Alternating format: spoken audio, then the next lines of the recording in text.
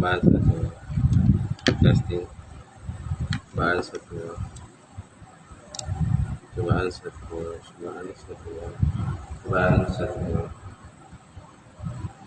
Wahid, Isnan, Selasa.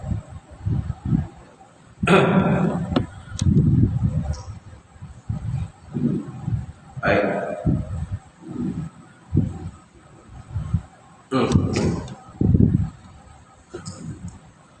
Baik, kita mulakan kuliah kita pada malam ini dengan kita sama-sama membaca umul kitab ila hadratin Nabi Muhammadin Mustafa Rasulullah sallallahu alaihi wasallam wa ala alihi wa ashabihi syai'un lahum al-Fatihah. A'udzu billahi minasy syaithanir rajim. Bismillahirrahmanirrahim. Alhamdulillahi rabbil alamin. Ar-Rahmanir Rahim. Maliki yaumiddin. Iyyaka na'budu wa iyyaka nasta'in. Ihdinas siratal mustaqim. Siratal ladzina an'amta 'alaihim ghairil maghdubi 'alaihim waladdallin. Amin. Assalamualaikum warahmatullahi taala wabarakatuh. Alhamdulillahillazi anzala 'ala 'abdil kitab wa lam yaj'al lahu iwaja qayyiman liyunzira ba'san shadidan min ladunhu wa yubashshiril mu'minina allazina ya'maluna as-shalihat anna lahum ajran hasana makisina fihi abada. Asyhadu an la ilaha illallah wahdahu la syarika lahu wa asyhadu anna Muhammadan 'abduhu wa rasuluh. Allahumma shalli wa sallim ala sayyidina wa nabiyina wa habibina wa maulana Muhammad imamil muttaqin wa qadwata'al mujahidin wa ala alihi wa sahbihi wa man ta'a bi da'watihi wa sanna bi sunnatihi ila yaumil. Rabbi ishrah li sadri wa yassir li amri wa hlul 'uqdatam min lisani yafqahu qawli. Subhanaka la ilma lana illa ma 'allamtana innaka antal alimul hakim.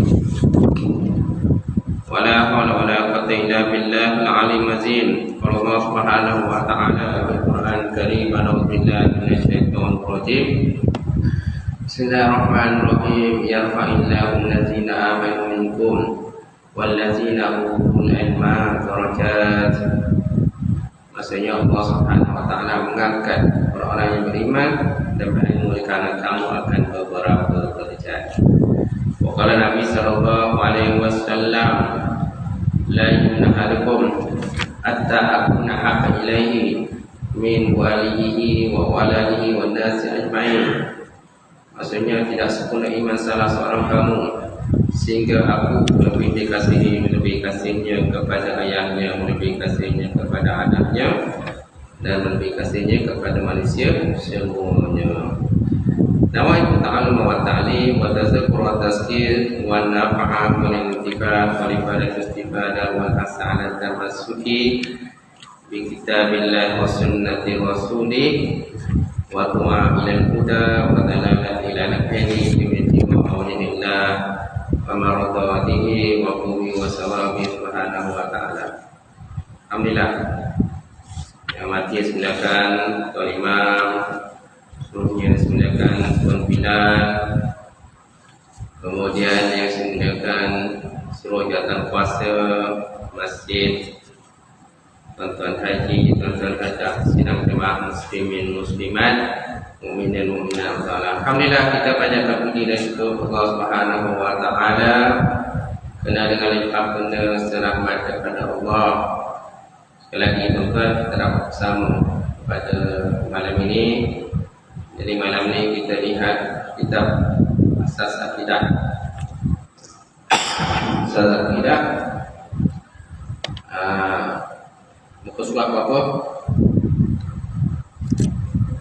13. Okey, kita lihat pada muka surat 13 kitab Asas Akidah. Yang ada kitab bersemak, yang tak ada kitab dengar saja atau catatlah apa-apa yang sepatutnya dicatat atau istilah kita topik. Topik ni mana mencatat, menulis apa-apa yang telah disampaikan oleh bangku kita dan para asatizah kita. Mudah-mudahan nanti bila kita ada masa lapang, kita semak balik, tengok balik apa yang telah pun dibahaskan, dibincangkan dan sebagainya, insyaAllah.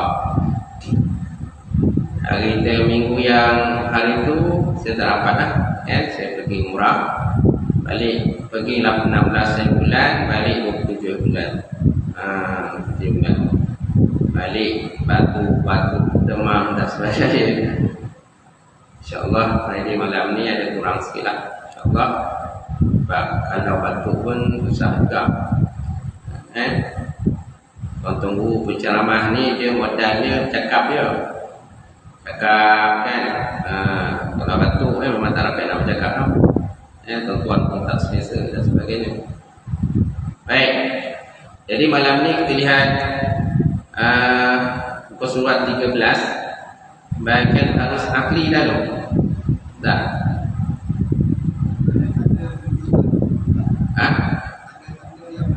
Okey, tanda-tanda menunjukkan hukum akal. Yang ada kitab boleh buka. Tak boleh kitab tak? Pada lah. Tak ada stok. Tak ada stok kan. Harga RM15. Saya tak tahulah boleh photosave ke tidak. Buatlah dalam scan ke, scan dalam bentuk PDF, masukkan dalam grup kan. Jadi boleh semak secara PDF lah. Kalau cetakkan, printkan, mungkin salah pula kan, melanggar etika kan. Aja tu. Kalau tidak pun tuan scan je, seorang scan bentuk PDF, masuk dalam grup. Jadi masing-masing boleh semak kan gitu. Baik, dilihat pada tanda-tanda menunjukkan hukum akal. Hukum akal, hari ini kita dah bincang tentang pembahagian hukum. Hakim hukum daripada 3 kan. Dia ada hukum akal, yang kedua hukum syarak, dan yang ketiga hukum adat. Hukum adat. Jadi kita lihat pada malam ini tanda-tanda menunjukkan hukum akal. Sekiranya dapati perkataan wajib, ada perkataan bagi atau pada, maksudnya wajib akli. Sekiranya didapati perkataan wajib, ada perkataan bagi atau pada, mana wajib bagi atau wajib pada, maksudnya hukum akal. Ini ibarat dalam kitab lah. Ini ibarat dalam kitab. Kalau kata kita tak jauh macam tu jugalah. Dia kata dan wajib bagi ataupun wajib pada akal. Wajib pada itu maksudnya wajib akal lah. Wajib daripada surah akal. Wajibu alal akli kan. Wajibu alal akli dan wajib pada akal. Ini ibarat yang terdapat dalam kitab lah. Okey, yang kedua, jika dapati selepas perkataan mustahil ada perkataan atas. Contohnya dan mustahil atas ataupun dan mustahil pada, disebut dalam kitab. Berbagi kitab jauhilah. Ini ibarat yang dibuat oleh para ulama dululah. Ulama tu dia karang kitab, jadi dia nak bezakan kan apa perbezaan wajib disuruh akal ataupun wajib disuruh syarak ataupun wajib dan disuruh adat. Jadi mereka menggunakan ibarat kitab macam ni. Contohnya dan mustahil atas, dan mustahil pada, dan mustahil pada, maksudnya mustahil pada akal. Jika dapati selepas perkataan wajib ada perkataan atas, maksudnya wajib syarak, dan wajib atas, kan? Dan wajiblah atas sekalian mukallaf itu, contoh kan? Dan wajiblah atas sekalian mukallaf itu mengenal, kan? Mengenal ataupun mempelajari segala hukum berkenaan dengan solat, contoh kan? Itu maksudnya wajib daripada syarak. Ini ibarat dalam kitab je. Itu perkara yang jika diperbuat dapat pahala dan jika ditinggalkan dapat dosa. dan wajib atas setiap mukallaf kan? Itu mengerjakan solat sehari semalam 5 waktu kan? Itu wajib daripada sudut syarak. Baik, kemudian hukum adat. Hukum adat iaitu menetapkan atau menafikan sesuatu dengan berpadukan percubaan dan juga pemerhatian. Mana hukum adat? Menetapkan atau menafikan sesuatu dengan berpadukan percubaan dan pemerhatian. Mana dia ada percubaan dahulu, ada pemerhatian dulu, ulah dapat buat kesimpulan. Hukum adat. Contohnya menetapkan api itu membakar. Pisau dapat memutuskan, makanan dapat mengenyangkan dan sebagainya. Kesemua tersebut adalah berdasarkan pemerhatian dan juga percubaan. Menetapkan api itu membakar. Macam mana kita nak tahu api itu membakar? Jadi Tok Adam dulu, Siti Hawa dulu kan, Tok Adam dan Siti Hawa kan. Jadi bila diturunkan daripada syurga kan, jadi mereka terpaksa hidup dalam keadaan susah dan payah. Dalam syurga duduk senang lenang. Betul? Kemudian bila mereka makan buah kuldi itu, makan benda yang tegak dengan Allah Ta'ala, akhirnya mereka diturunkan daripada syurga. Dan akhirnya mereka bertemu di Jabal Rahmah. Jabal Rahmah kan di pada Arafah itulah. Jadi dulu dia tak tahu api itu membakar, pisau itu dapat memutuskan, makanan dapat mengenyangkan dan sebagainya. Bila dapat tahu, bila dibuat uji kaji, percubaan dan sebagainya, akulah tahu benda itu boleh membakar. Jadi orang-orang zaman batu dulu punya tu ingatlah. Kalau tu lihat orang zaman batu dulu, mereka tak tahu macam mana nak menghidupkan api. Jadi mereka perlukan percubaan, pemerhatian. Diambillah orang kata kayu tu, lepas tu digesek ataupun batu tu diketuk-ketuk dan sebagainya, maka timbullah api. Timbul api, kemudian diambillah orang kata benda-benda yang kering. Hasil daripada sebut api tadi, maka hiduplah api. Kan? Nampak? Jadi perlukan kepada percubaan, pemerhatian. Juga pisau. Dulu mana ada pisau? Tak. Jadi permulaan dulu tak ada pisau.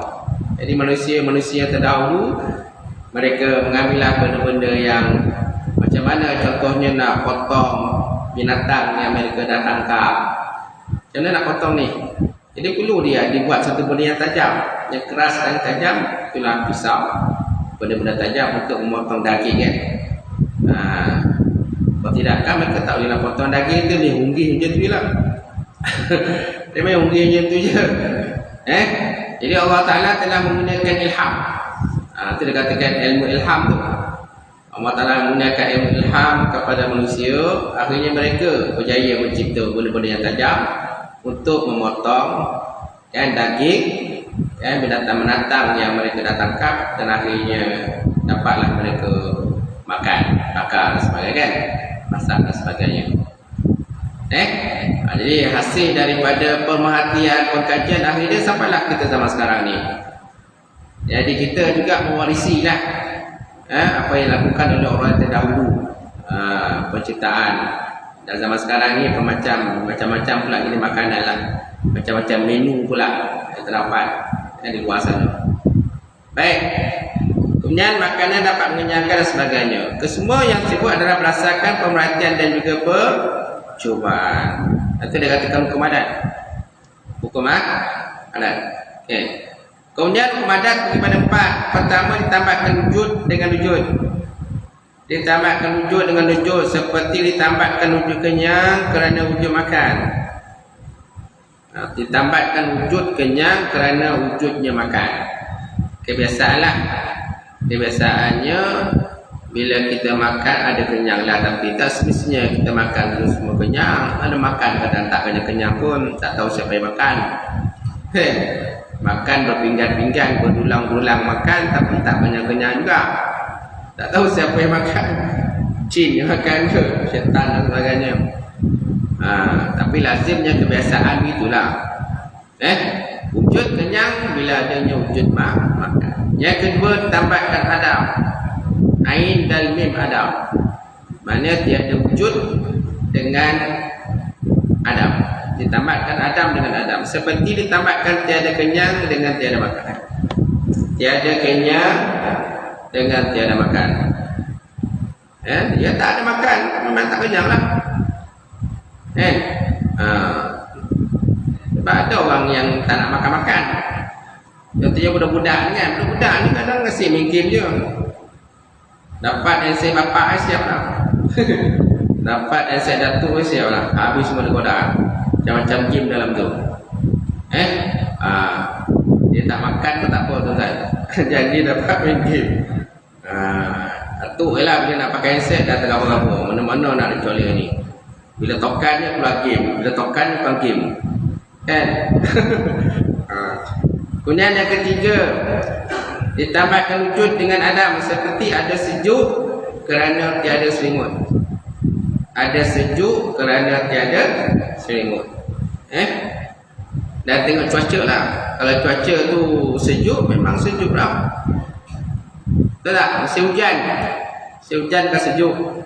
Sekarang ni kita alhamdulillah panas ni. Kalau di Madinah sejuk kan. Sampai Gemrah sekarang ni sejuk lah. Suhu dalam 20 darjah lebih kurang je tu. Malam sejuk. Baik, kemudian yang keempat, ditambahkan adam dengan wujud seperti ditambahkan tiada hangus sebab wujud air. Ditambahkan adam dengan wujud seperti ditambahkan tiada hangus sebab wujudnya air. Jadi air pun penting lah untuk menghilangkan api kan.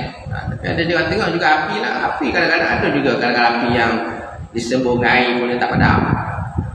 Ada api sembung air tak padam. Apabila api itu ada pula gas kan. Gas yang daripada keluar pertanah ni. Kalau gas keluar pertanah ni, kalau dibakar gas tu, kita tembak dengan air pun dia tak padam. Tembak dengan air pun tak padam. Betul. Itulah kelebihan api lah. Baik. Jadi adat bermaksud sunnah alam. Sunnah alam. Seperti air bergerak dari tempat tinggi ke tempat rendah. Betul? Air mesti bergerak daripada tempat tinggi ke tempat rendah. Hujan mesti daripada atas ke bawah. Betul? Orang jatuh mesti daripada atas ke bawah. Ada tak jatuh daripada bawah ke atas? Tak ada. Tak ada jatuh daripada bawah ke atas. Tak ada. Mesti jatuh daripada atas ke bawah. Hujan mesti daripada atas pun ke bawah. Kalau hujan daripada bawah ke atas, itu dah kiamat lah. Dah kiamat. Jadi peraturan yang dicipta oleh manusia, pendapat panca indera dan fitrah manusia yang timbul daripada pendapat panca indera. Seperti dinyatakan surah 17 ayat 49. Mana ayatnya? Dia tak sebut. Patutnya sebutlah. Betul tak? Surah 17 ayat 49.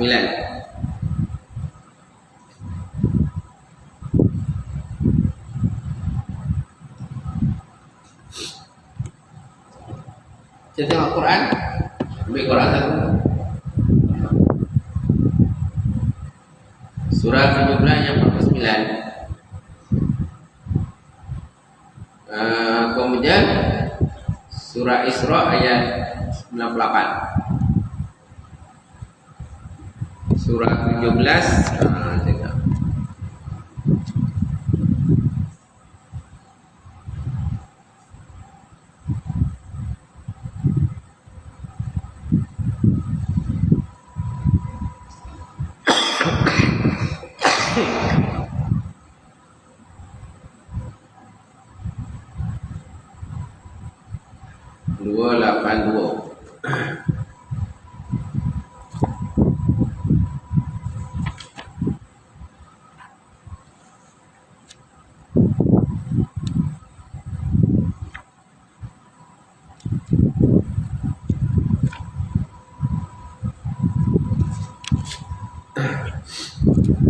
Okey, surah 17 ayat 49. Surah Isra lah. Surah Isra 49.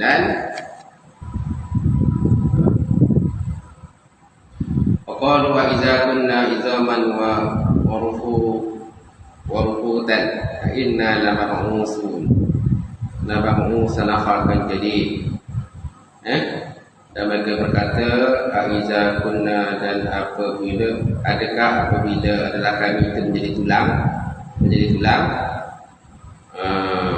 dan adakah kami akan dibangkitkan, akan menjadi makhluk yang baru. Faqul wa idza kunna izaman wa rufatan inna lamab'usun khalqan jadid. Okey. Aturan yang dicipta oleh manusia berpendapat panca indera dan fitrah manusia yang ditimbul daripada pendapat panca indera, seperti mana dinyatakan dalam surah 17 ayat 49. Surah ayat 49.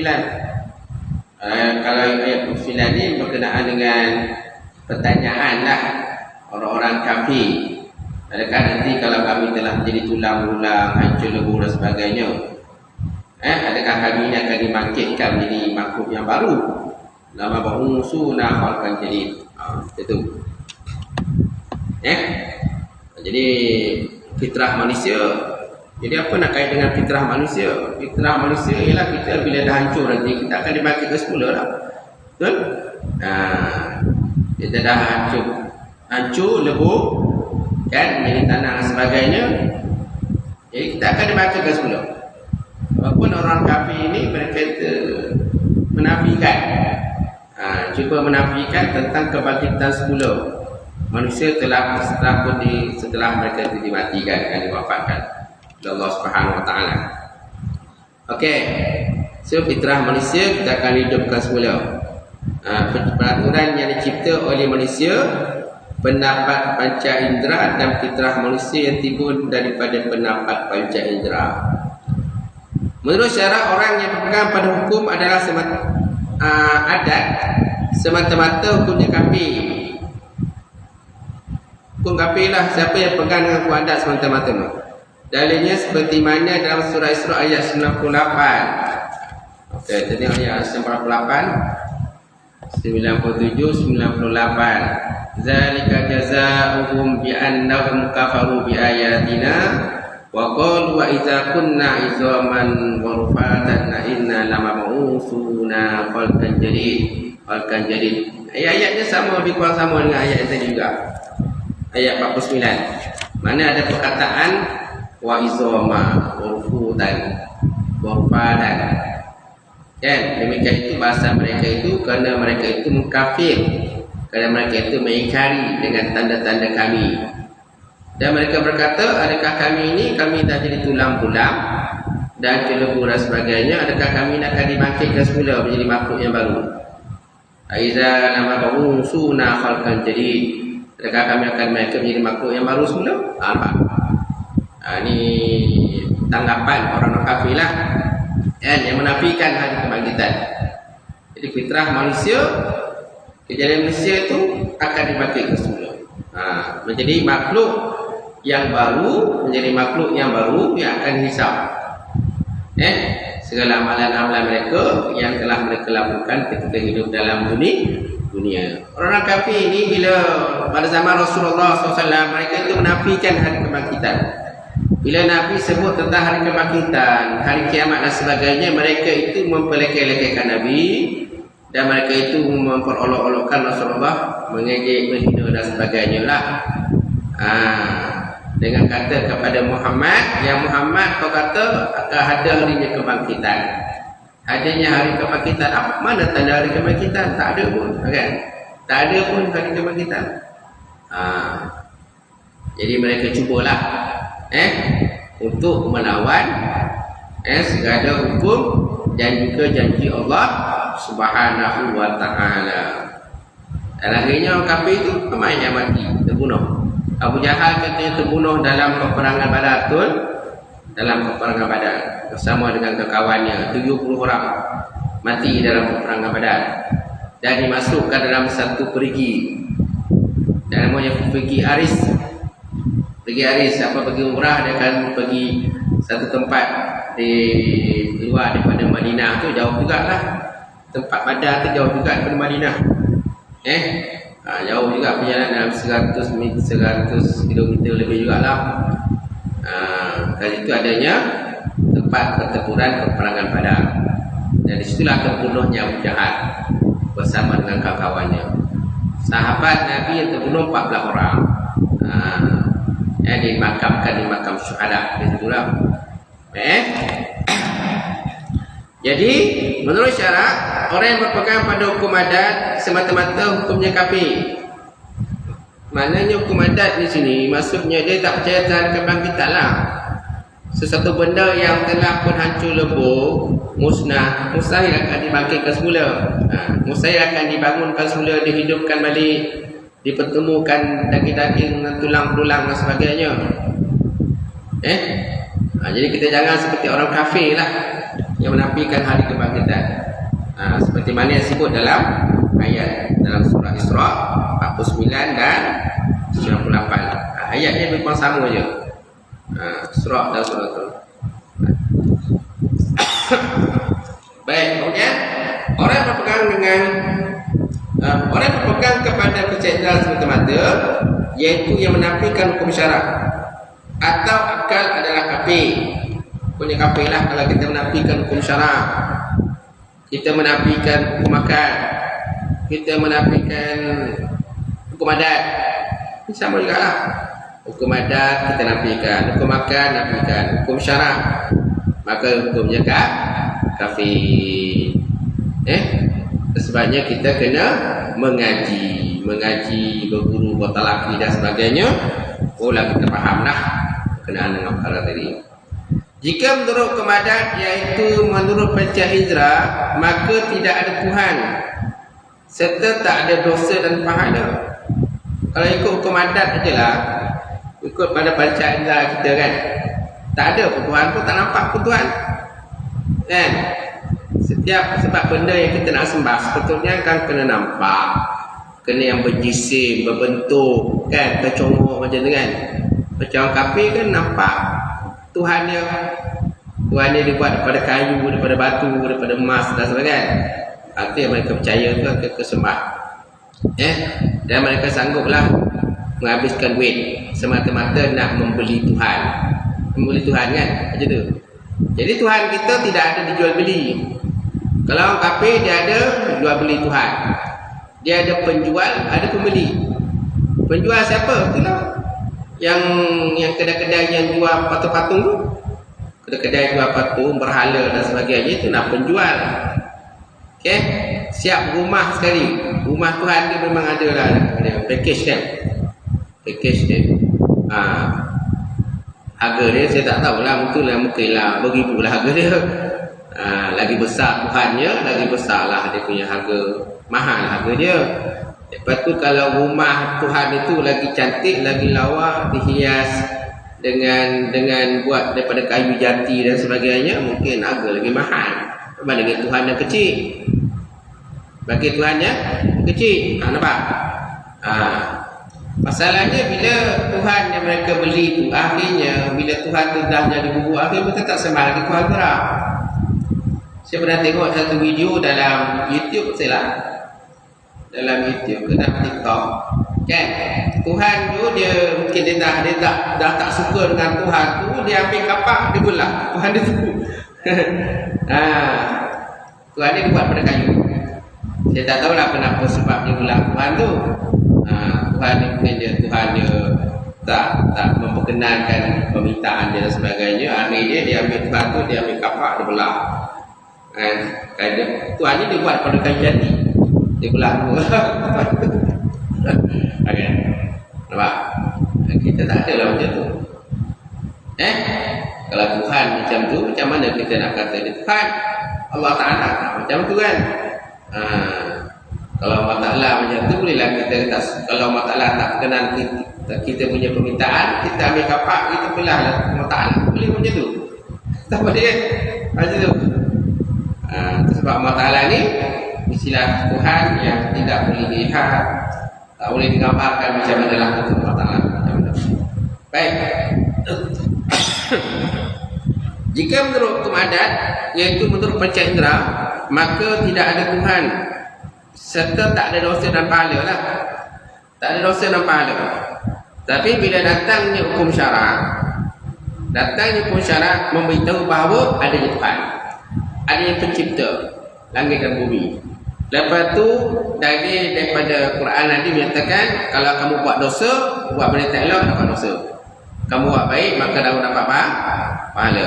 Maknanya datang hukum syarak pula. Datang hukum syarak sebagai hukum guide kita lah, supaya kita jangan melewati daripada had apa yang dikehendaki oleh Allah Ta'ala.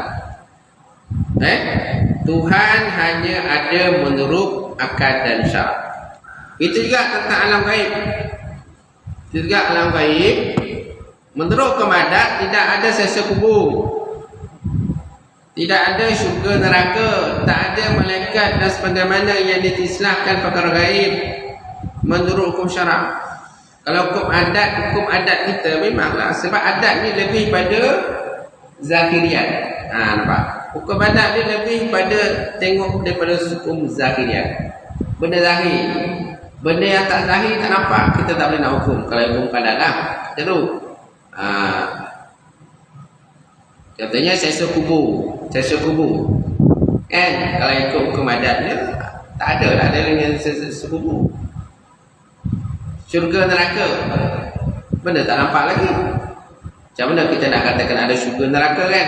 Itu punya malaikat dan sebagainya. Jadi bila datang hukum syarak, hukum yang datangnya pada Nabi dan Rasul, kan, Nabi membawa wahyu, lalu sampaikan kepada umat baginda Rasulullah SAW, baru kita tahu, adanya siksa kubur. Baru tahu adanya syurga neraka, adanya malaikat muka nakir, soal jawab dalam kubur, malaikat muka nakir, malaikat rafiq atid, malaikat apa lagi, malik, penjaga neraka, ridwan, penjaga syurga. Disebut dalam hadis Rasulullah SAW. Panca indera tak pernah melihat semua perkara itu. Semuanya wajib percayai menurut hukum syarak. Sebab mata kita dari segi zahir tak nampak. Ada yang malaikat, ada yang jin, syaitan dan sebagainya. Di mana nampak? Sebab benda makhluk halus yang dicipta Allah Ta'ala. Betul tak? Kalau jin masuk dalam badan manusia pun, kita pun tak nampak jin tu. Nampak jin tu tak? Tak nampak jin. Yang kita nampak orang tu kena rasuk je. Dirasuk oleh jin. Dan jin ni biasanya dia menggunakan suara orang yang dirasuk itu untuk berdialog dengan perawat. Untuk berdialog dengan perawat dia, orang yang merawat perempuan tadi kan. Okey. Jadi dia menggunakan suara perempuan tadi. Dan kekuatannya sudah tentu lebih kuatlah daripada manusia biasa. Sebabnya orang kena rasuk jin ni kekuatannya kuat. Salah macam 10 orang kekuatannya. Perempuan gitu juga. Perempuan bukannya kuat sangat, tapi bila dia rasuk jin, mana kekuatan 10 orang. Tuan-tuan tak boleh pegang dia seorang. Paling tidak aku 10 orang kena pegang. 10 orang kena pegang. Sebab apa? Dia rasuklah dalam tubuh badan manusia tadi. Orang yang dirasuk. Kan? Jadi bila kita tahu kat situ, rupa-rupanya adanya benda halus. Kan? Kita ingat roh. Roh satu benda yang tak nampak. Kan? Bila roh itu, bila manusia ditiupkan roh, janin ditiupkan roh oleh para malaikat, maka hiduplah janin jadi dalam perut ibu dia kan. Kemudian dalam waktu lepas 9 bulan lahirlah ke dunia. Dan manusia tadi hidup berdasarkan pada roh yang ada di badan dia. Sampai tahap yang ketiga, roh akan pergi semula, keluar daripada tubuh badan. Bila roh keluar daripada tubuh badan, maka jasad akan menjadi kaku, tak boleh bergerak apa-apa sebab dia ada roh lagi. Kat situ pun kita boleh buat congak lah, buat kira-kira bahawa adanya benda halus, itulah alam roh. Kan? Adanya alam roh. Walaupun tak nampak dari segi panca indera ke roh tu memang tak nampak lah. Tapi kita dapat tanda-tanda ada roh itu dengan ada pergerakan manusia.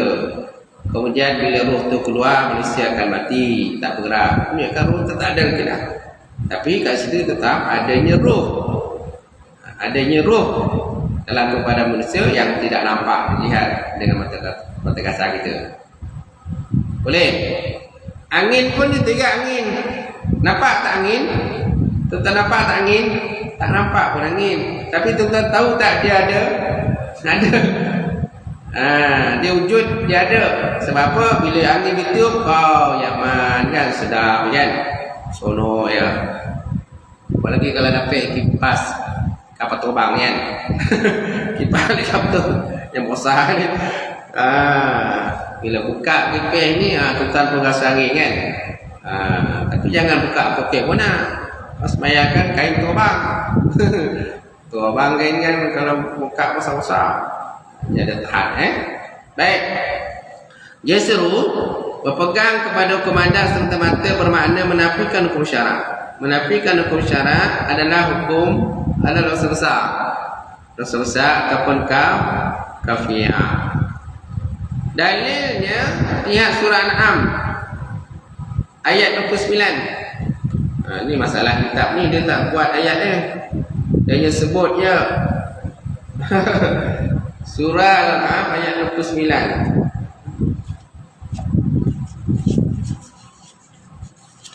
Dia tak tulis ayat dia. Dia sebut je.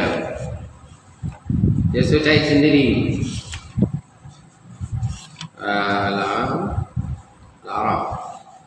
Maidah.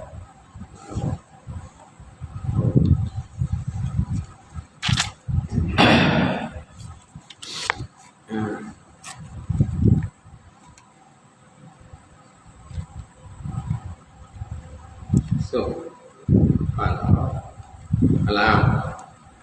Al-An'am ayat 29.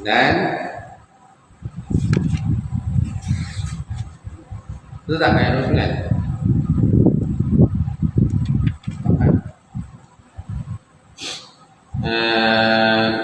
Ayat 29. Wa qalu in hiya illa hayatuna dunya wa ma nahnu bimab'utsin. Wa qalu dan mereka berkata in hiya illa hayatuna. Tiadalah ianya kecuali kehidupan kami di dunia. In hiya illa hayatuna dunya wa ma nahnu bimab'utsin. Dan tiada kami itu dibangkitkan. Tiada kami itu dibangkitkan. Ini lebih kuasa sama macam ayat tadi juga lah. Menafikan kebangkitan. Mana orang kafir ini mereka menafikan kebangkitan. Mereka kata kehidupan kami hanya di dunia saja. Lepas kehidupan dunia habis. Tak ada lagi soal jawab. Tak ada lagi kebangkitan. Tak ada lagi pengiraan amalan. Tidak ada ke syurga, neraka dan sebagainya. Kajian tu seronok lah. Tak? Kajian tu seronok lah kalau orang-orang yang bersalah, orang yang berdosa pada Allah Ta'ala, orang yang ingkar pada perintah Allah Ta'ala. Kalau tak ada hari kebangkitan, senanglah pada mereka. Baik. Dalam menunjukkan ada 3 jenis hukum, ialah hukum adat, syarat dan akal, ialah pada surah Al-Balad ayat 8 hingga 10 yang bermaksud bukankah kami telah memberikan kepadamu 2 mata? Alam naj'al lahu ainain, betul kan? Wa lisanan wa syafatain wa hadainahu najdain. Betul? Bukankah kami telah berikan kamu kepadanya 2 mata? Alam naj'al lahu ainain. Kami telah berikan kepadanya 2 mata. Wa lisanan wa syafatain, dan 2 lidah. 2 lidah dan bibir. Bukan 2 bibir, bibir saja. Salah terjemahan tu. Ya apa ya 8. Alam naj'alahu ainain wa lisanan wa syafatain. Adakah tidak kami telah jadikan bagi kamu itu 2 mata? Wa lisanan wa syafatain, dan lidah dan lisan. Dan lisan dan 2 bibir. Lisan, okey. Dua lisan tu satu saja. Lidah tu satu saja. Satu lidah dan dua bibir. Wa lisanan wa syafatain. Wa hadainahu najdain. Dan kami tunjuk padanya dua jalan. Dua jalan, jalan kesesatan ataupun jalan kebenaran.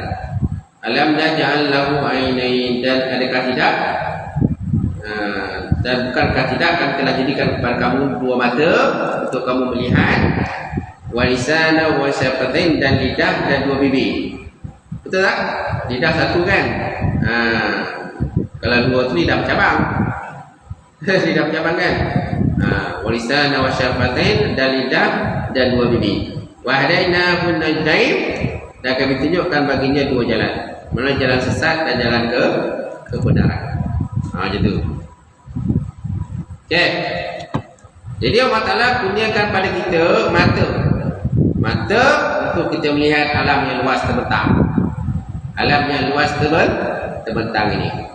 Okay. Dan dua lidah. Ada lidah dan dua bibir. Dia penciptaan manusia lah Allah Ta'ala.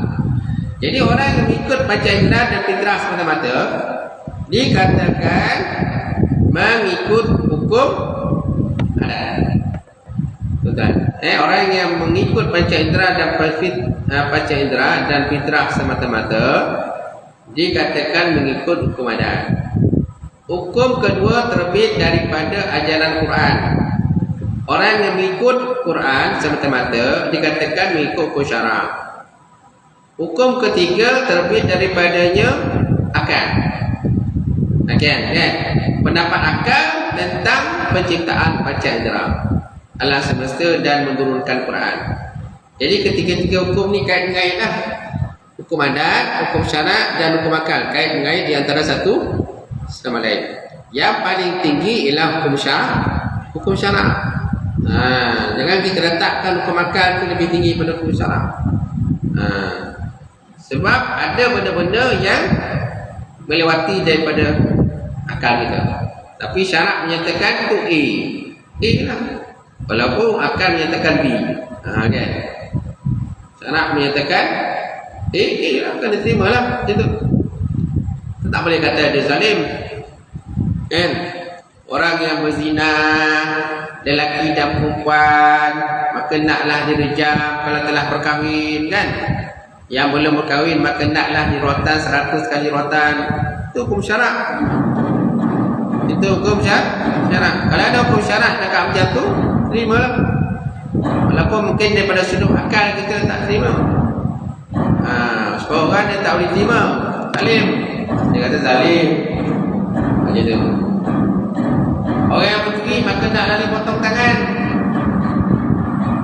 Orang yang mencuri tak sampai nisab dia, naklah dipotong tangan. Ada menyatakan terzalim, potong tangan. Nanti banyaklah orang yang kudung-kudung. Betul? Banyak orang yang kudung-kudung. Jadi kita tak boleh menyatakan hukum Allah Ta'ala terzalim. Sebab dia yang mencipta manusia, Allah yang mencipta manusia, dia lebih tahulah apa yang layaknya hukum kepada manusia. Apa peraturan yang paling layak kepada manusia. Baik. Jadi memikirkan segala yang dicapai oleh panca inderanya dan mengaku bahawasanya mustahil pencipta mempunyai persamaan dengan yang diciptanya, iaitu alam semesta. Orang yang mengikut hukum akal ini dikatakan mengikut hukum akal. Betul tak? Orang yang mengikut pendapat akal dikatakan mengikut hukum akal. Akal pun penting juga. Akal pun mainkan peranan juga. Sebab dalam Quran pun ada diulang banyak lagi perkataan afala taqilun. Adakah kamu tidak berakal? Afala taqilun, kan? Kemudian dalam Quran juga ada istilah ulul albab. Ya ulul albab, wahai orang-orang punya akal yang sempurna, kan? Akal mainkan peranan penting. Okay? Cuma akal jangan disalahgunakan akal lah. Sebab orang mencuri pun dia guna akal juga. Orang menipu guna akal, scammer, kan? Banyak banyak skema sekarang ni. Dia copy duit kita. Kan? Dia copy duit kita. Macam-macam lah cara kaedah dia. Tengok duit kita dah rosak 110,000. Kan? Skema pun juga dia juga. Tapi dia gunakan kecerdikan dia tadi ke arah kemukaan Allah Ta'ala. Dia ingat dia boleh senang kan? Dia boleh senang dengan 10,000 tu. Dia tak tahu besok akan hisap di hadapan Allah Subhanahu Wa Ta'ala. Kalau orang yang dikopeh duit tu tak redha dengan dia, besok akhirat besok carilah orang yang dikopeh duit tu. Daripada masa besok. Dia sanggup ke? Kalau tak sanggup, ulanglah balik. Ulanglah duit jana tu. Saya pun pernah duit saya lesap juga. 3,000 pun pernah lesap. Okay. Dia kata mak dia tersalah hantar. Tersalah hantar nombor apa nak? Nombor tag. Dia kata tersalah nombor tag. Mak dia tersalah hantar nombor tag. Jadi kita mula tak percaya lah. Jadi kesian kan, kesian bagilah. Dalam kita hilang. Kita tabung haji 3,000 hilang. Dia nak keluarkan semua tapi tak dapat. Sebab haji dia ada limit jumlah yang kita boleh keluarkan. Okay. Saya rasa tuan-tuan pun pernah kehilangan duit kan. Skema ni zaman sekarang ni banyak skema menyamar. Dia menyamar macam-macam cara kaedah dia. Tapi dia gunakanlah kepandaian tadi ke arah benda yang Allah Ta'ala tak redha. Kan? Sampai bila kau nak hidup macam tu? Bahkan benda yang tak berkat, tak? Sebab skema ni dia bukan nak pandang, dia buka akaun tabung haji juga. Dia buka akaun tabung haji, pandai dia. Jadi kita tuan jangan menyangka orang tabung haji ni semua baik. Kan pembuka akaun tabung haji kita jangan anggap semua baik. Ada yang buka akaun tabung haji, lepas tu dia masuk dalam godam masuk dalam akaun kita. Lepas tu dia pindahkan duit kita masuk dalam akaun dia, tabung haji dia. Lepas tu dia keluarkan. Okay? Jadi kita berharap hati-hati lah, insyaAllah. Setelah sekadar aku tentang perbincangan kita malam ni, dan insyaAllah kami berfaham. Wallahu a'lam bishawab. A'udzubillahi minasyaitonir rajim. Bismillahirrahmanirrahim. Alhamdulillah rabbil alamin. Salatu wassalamu ala rasulillah wa ala alihi washabbihi ajmain. Allahumma salli ala nabiyyina wa ala azwajika wa ala mutaqabbala min hamdan barakatan katsira. Wasyana fataya alim wa lana qulubana bi nuri malikatika wa rahmatin.